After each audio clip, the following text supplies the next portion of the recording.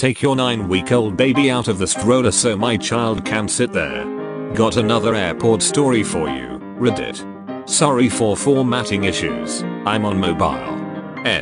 Sister EK, entitled Kid EM, entitled Mommy, Chuck Norris. So my sister and her husband flew up to come visit the family in Canada and introduce their newborn daughter to everyone over the Easter weekend. It wasn't a long visit, and they went to the airport this morning to check in for their flight. My train back to my apartment didn't leave for another 3 hours, so I tagged along to help with stroller and bags. Basically I was an extra pair of hands so they could focus more on the baby instead of trying to juggle bags and everything.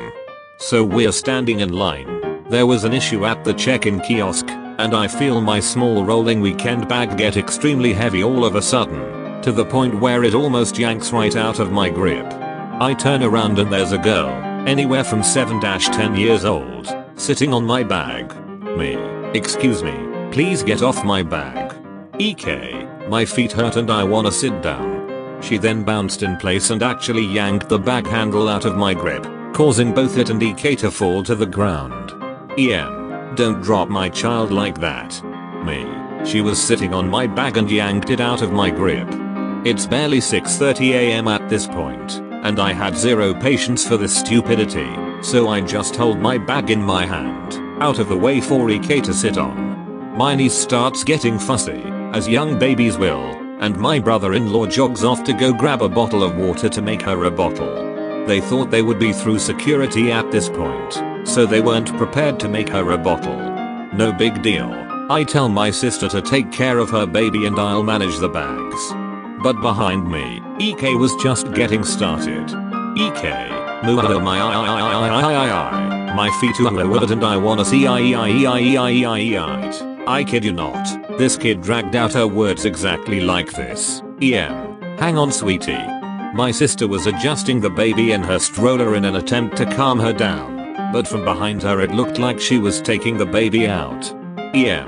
See, she's taking the baby out of the stroller. Go sit there. My sister hears this, and she just about loses her mind. No, she can't sit here. EM. You're taking the kid out. She can sit there. No I'm not, and no she can't. She's a grown child. She can stand like the rest of us. EM. Her feet hurt. Take your brat out of the stroller and let her sit there. My sister gets this look on her face that I know very well. It pretty much promises that she's going to mess up your day. OP. Take baby's name out of the stroller please. Brother-in-law should be here with the water for her bottle in a minute. I get confused, but I trust her and take the baby out of the stroller. EM gets this look of absolute triumph, only for it to drop off her face as my sister then grabs my weekend bag and the diaper bag and put them right where the baby was sitting. Like I said, your child is grown, and she can stand. My child is 9 weeks old. She can barely hold her head up on her own. You need to get some sense in your head.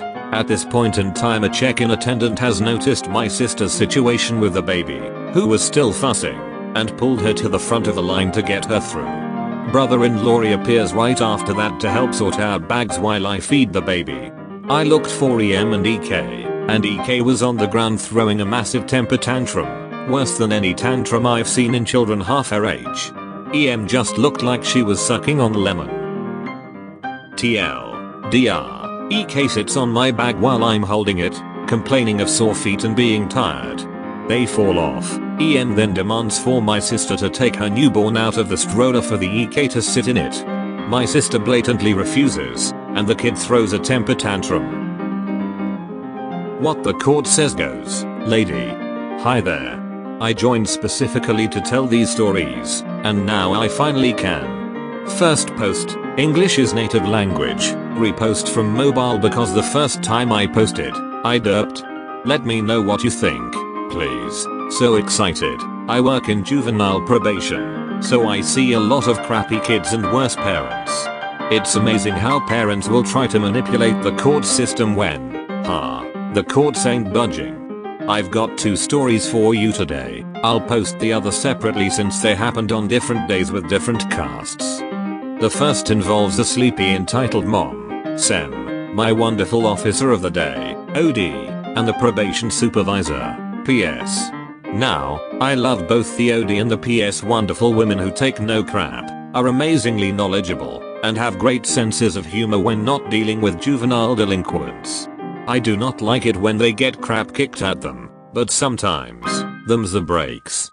I worked front desk reception at the time, and unfortunately in situations like these, I could only give out aloud information or sit and watch things unfold.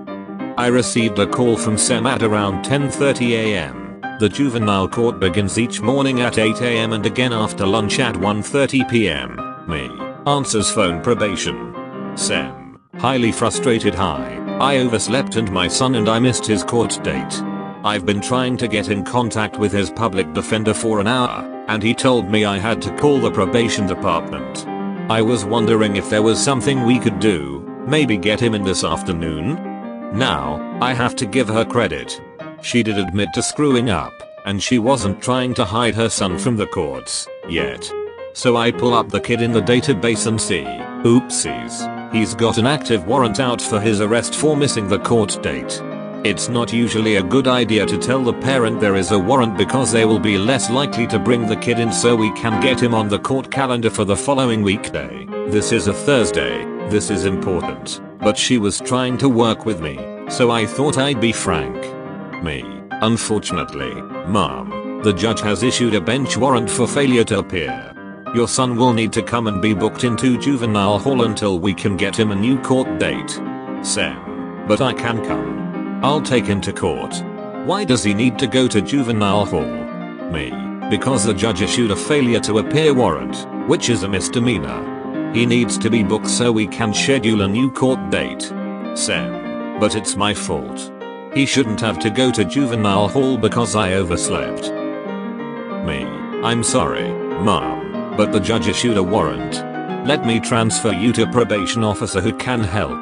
I transfer her to the amazing and capable officer of the day, OD, since the regular PO was out at a training, and I think that's it.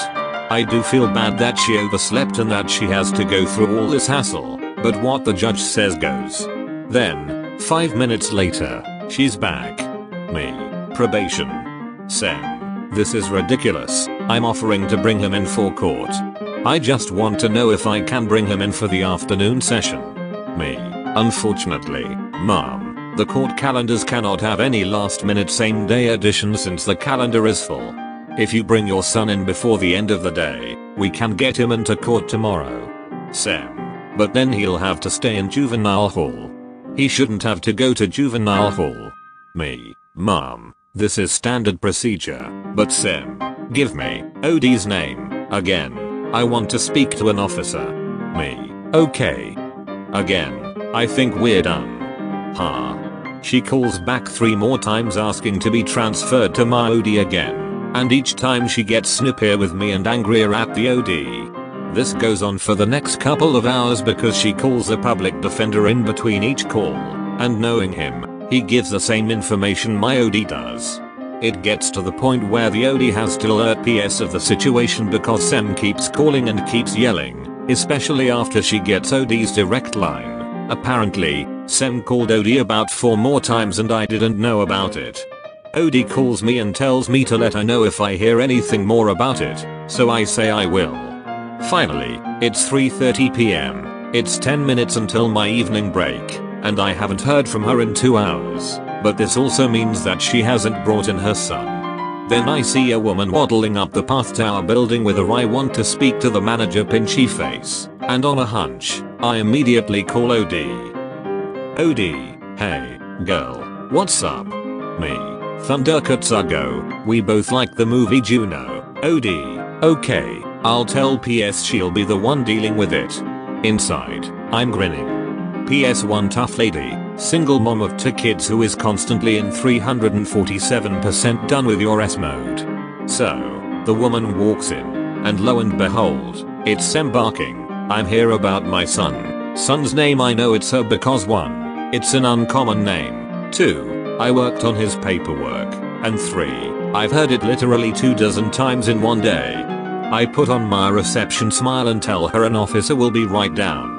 I call PS. I can hear PS roll her eyes through the phone and grumble. Is the kid with Hermie? Nope. PS. Great. So PS comes downstairs and literally spends 10 minutes or so explaining things to this mother that both I and Odie have explained to her multiple times. A crowd of other POs starts to gather because Odie told them that she had a kid with a warrant and there needs to be other officers to help with an arrest. So we're all just watching and pretending to talk while PS talks to the mom.